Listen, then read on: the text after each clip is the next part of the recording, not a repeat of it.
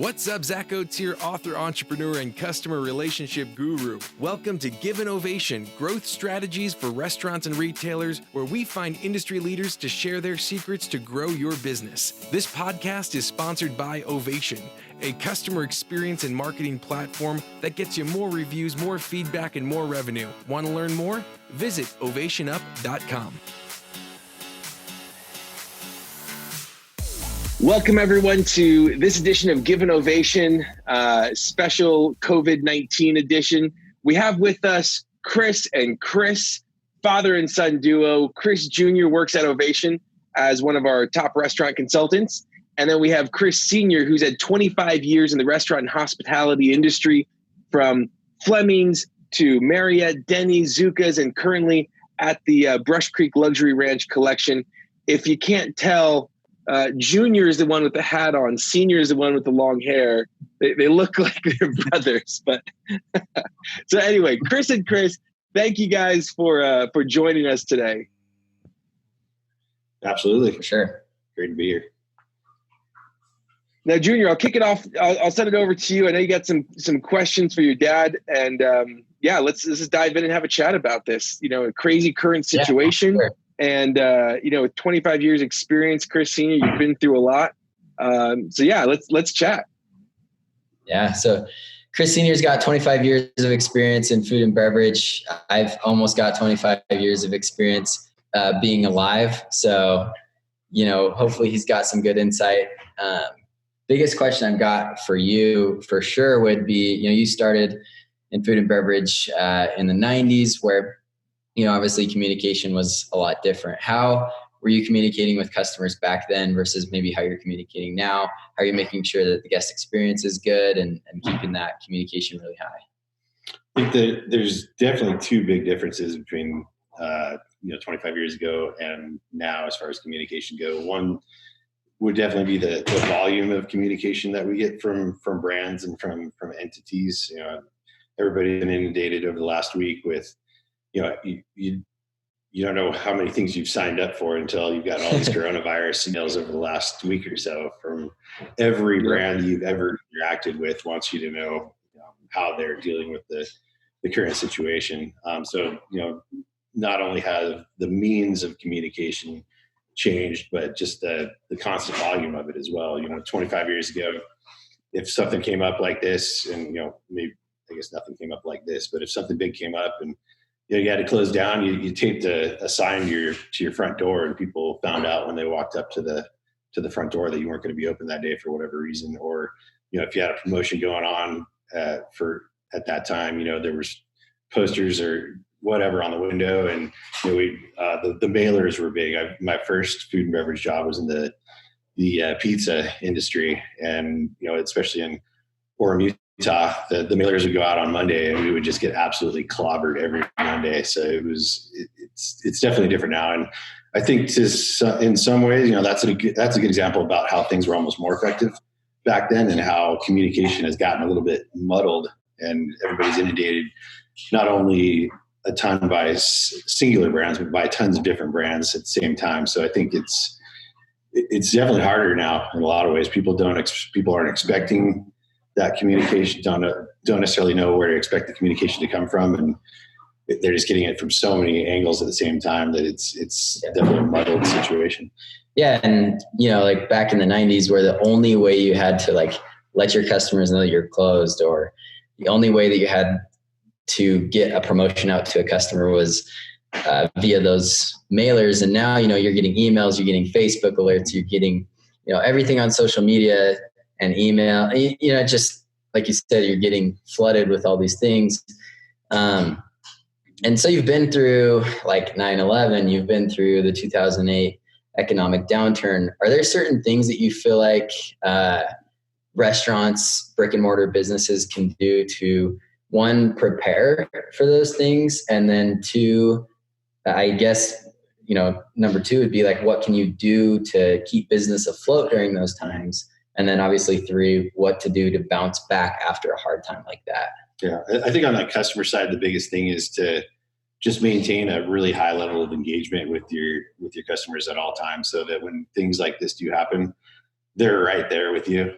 They feel empathy for your business. They don't just see you as a place that takes their money. If you hit a downturn, if something like this happens where you're forced to close or forced to severely alter your operation, that they have empathy for what's going on and they do what they can during that time, and especially after that time when things pass. I think operationally, one of the biggest things, and this is probably the hardest thing to do, is just have money in the bank also, so you can weather these types of storms. I think everybody, including me, was probably sitting around 6 months ago thinking things were going to be great. And, you'd read news about a possible recession and not really think too much about it. And, here we are in what looks like it's going to be a pretty difficult time for a lot of businesses, and especially the restaurant and hospitality industry. Yeah. So what do you do to actually combat that? I mean, how do you combat that whole, when things are going well, how do you not just like continuously improve and try to grow and grow and grow? Because obviously you have these two mindsets of like, we want to grow, but we want to be conservative. In your experience, because you've worked with some really big brands and you've worked with some, you've worked with some really interesting brands, and like, what do they do? What have you seen? Well, I think a lot of times growth can kind of be the kiss of death when you spread your operations thin, you spread your brand thin, you spread your customer engagement thin.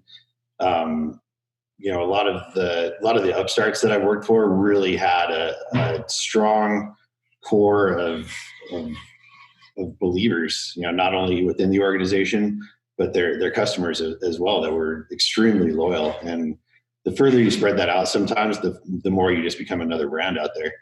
I was just having this conversation the other day with a chef, and he had a very successful restaurant and opened the second one, and that was just the kiss of death, because everything that he had going in that restaurant, a lot of it was based on his personality and his devotion, and he didn't have a way to spread that to the second location. And I think that having a strong base and being as strong as you can in that base is very important before you spread to multiple locations. And then, I think that can also spread you thin financially and make times like this that much harder, because your money is out in that many more places, and you've got less reserve when something like this happens. Yeah. Yeah. So, it sounds like from what you're kind of saying, keeping like that personality and like that loyal fan base is super important. Let's say you've got that one location that you've got the fan base, you've got the personal touch, you've got everything that makes it special for your employees, your guests, everyone. But like the goal, I think, for a lot of people, for 75% of restaurant owners, restaurant operators, is like, we want to open more locations, we want to expand, we want to grow bigger. So what do you see being the difference between some of the brands that you've seen expand and continue that loyal fan base, continue that personal touch, versus the businesses, the brands that you've worked with that try to expand and grow and spread their operations thin, and that ends up being the death of them? What do you think would be kind of that difference? I think the difference is the people. So if you've got a brand or a small company that has people that are really true believers in the concept, true believers in the leadership, true believers in where the organization is going, they can go out and bring the magic that's in that first location or that first group of locations to other locations or other markets. It's if you just send people out to go open another restaurant or go open another market for us, and they take it as just another job, they're going to go out and open those restaurants or those locations, and they're just going to be they're going to be just that. They're going to be just another location. They're not going to have the heart and soul that the original building or concept or organization had. So I think, building that huge base of, people that believe in your concept, people that believe in you before you start to go out and expand. And that, that's on the personnel side and the customer side. You've got to have that base before you go out and try to take it elsewhere. Well, otherwise you're just sending people out to do a job. That's what it sounds like can, like, beyond growth, like that's what can can keep a restaurant or business, whatever kind of operation it is, that's what's going to stop or keep a restaurant afloat, make it recession proof when things like coronavirus and 9/11 and, the economic downturn of 2008. Seems like that's kind of the idea is like, you've got this solid leadership, solid communication with customers. Like, you're doing things differently than like what Joe Schmo down the street is doing, to like talk with your customers, interact with them, get to know them, let them know about things that you're doing, changes you're making. So yeah, I kind of like, cause I'm thinking of things, how they are right now. We're sitting and it's March 17th and, coronavirus is just kind of running rampant. People are stuck inside their houses like we are right now. And so, in my mind, I'm just trying to wrap my head around kind of like what would make a restaurant recession proof, and how after this do restaurants say, hey, our doors are back open, everyone come on in, and how do they have their guests say, wow, Chris's spot is back open and I'm going to be there immediately. Right. I think the biggest thing, and this goes back to having some reserves on hand, is being able to somehow keep the continuity of your team through those things. If your business goes through a downturn of 75, 80%, maybe even more, there's plenty of businesses out there that are just completely closed right now. Keeping your entire team is probably not going to be possible, but keeping as many of those core people through that, so they're there when you get to the other side. So guests walk in and see familiar faces. So you're not having to spend money to hire people and train people and buy them new uniforms and everything else that goes with turnover. That's kind of the main reason I think of having that kind of rainy day fund is to get your team through it, to get your employees through it. So they're there on the other side, because your guests are going to come back. Hopefully, I think for the most part, this isn't, this won't take so long that people will kind of forget their habits or completely, change their spending habits. It's going to be a downturn for everybody. So there will be changes, but I think having that core of people there that made the business what it is before this, having them there at the other end of the tunnel is going to be huge. Not having to start all over, not having to train people, having your guests walk in and see their favorite barista or server or bartender, whoever it is. Yeah. So I like that. So doing all that you can, and that's part of the reserves, is that how do you keep your people busy and engaged? And something that I'm thinking about here is like, a lot of these people, if I'm a restaurant owner right now, I'm thinking, okay, great. Like I know I want to build my brand. I know I want to get people back. I'm doing the best I can to keep my people. But like, what do I do today? What do I do in this current situation? How do I stay alive? Like, what do I do? I think from I'll start with the customer engagement side. I think what people, and I don't think anybody's really doing a good job of this right now.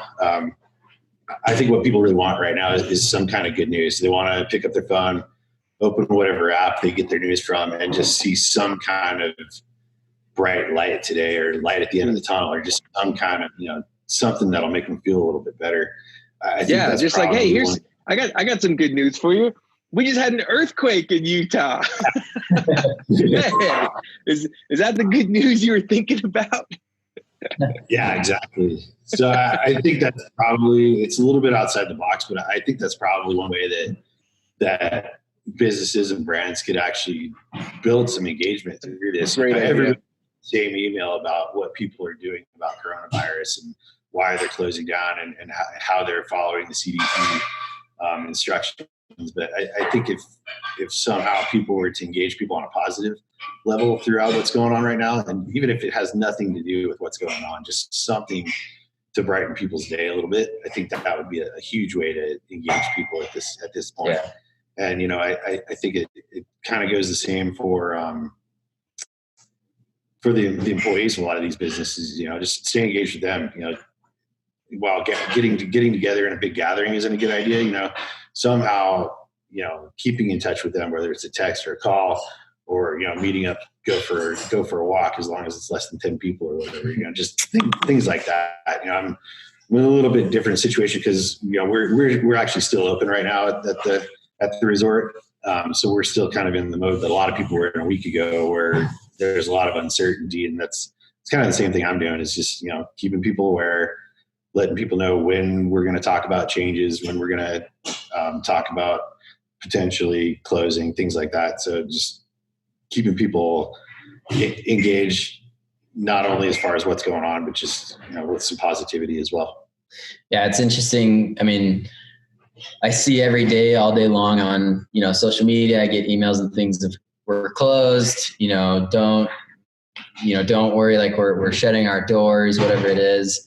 And, 90% of these, especially restaurants that are closing their doors, it's like a negative connotation.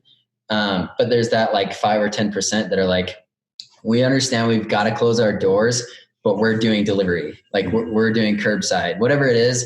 Like we're still going to get you food. We're going to do free delivery. We're going to do what it takes to like just keep you, and your family and us happy, because we know it's kind of a crazy time. We know you're worried. We know the grocery store is crazy and you don't want to go there. So like we'll cut we'll cut into our margins a little bit and do free delivery or whatever it is. Or we had an Ovation partner who he had to close, obviously, like his dine-in, but he posted on his Instagram, he's like, we got to close our dine-in, but that gives us more room for activities. And he gets his skateboard out and he does a kickflip on his skateboard and posts it on his story. And it was just like, for me as like a consumer, I was just like that's a business that I'd go straight to their drive-through, because they're positive, they're looking at it optimistically, and most of all, like they're communicating that to me as a customer, right? They're like letting me know that even though we're closed and things are bad, like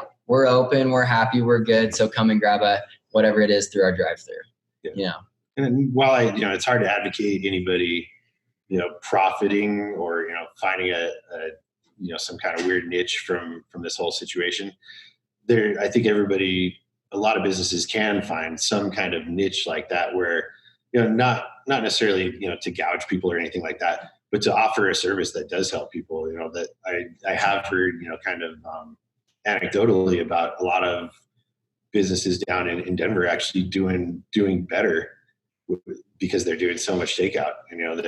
They took what's obviously a bad situation and made the most of it. And I think there's probably a lot of opportunities out there. I think everybody's, judging by kind of everybody's tone when they first closed, I feel like every email I read that it could have been the same exact email with a different logo at the top, very kind of negative, robotic, cautious, robotic tone. And while, there's not a lot of fun to be had in this situation, I think that, there's definitely things that can be done that can differentiate people still, differentiate brands still, and serve the guests, because people are going to get bored. One of my worries is that, a week from now, people are just going to be done with sitting at home and sending their friends memes and watching Netflix and everything else. And they're just going to, say, screw it and go back to regular life. So I think that helping people through the boredom of this is going to be a big part of it as well. Yeah, totally. So love that. So really the final takeaways are making sure that you're staying engaged with your customers, communicating with them. And I love the fact that once this is all over, do what you can to keep the people, so that way you don't have that huge up curve. And lastly, bring in some good news, right? Like I love that. We one of our customers he's got a food truck, and so I mean, what do you do in these times, right? And he's doing like a family stay-at-home quarantine package where he's like sending food that he cooks partially, and then he sends it to them to finish cooking at home, and he's including a board game, and so things like that. Like, what can we do to make it more fun? Have someone who's going and delivering treats to nurses at a hospital, right?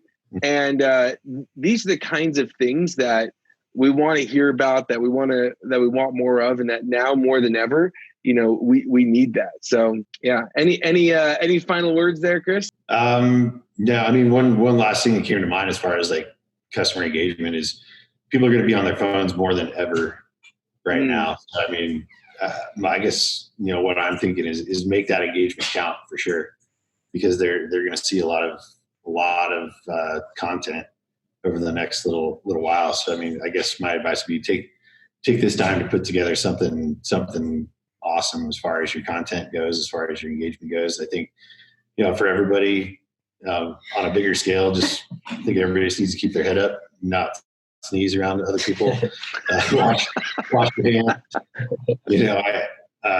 I'm hoping that everybody in the restaurant industry's hands are as dry as mine are from washing them 75 times a day. But that's pretty much my advice. I've been like you guys have talked about, I've been through this a ton of times. And I think the biggest thing is, remaining positive, keeping your team tight knit during these things, and just be ready when you hit the other side, because eventually that red light turns green and you got to be ready to go. Love it. Chris, thank you guys so much for joining. Great advice, great questions. Appreciate you both. Thank you. Thanks, Zach. Thanks a lot. Glad you're with us today, and thank you. Thank you to the risk takers, the troublemakers, the crazies who are keeping this world clothed and fed. You're the ones who deserve an ovation.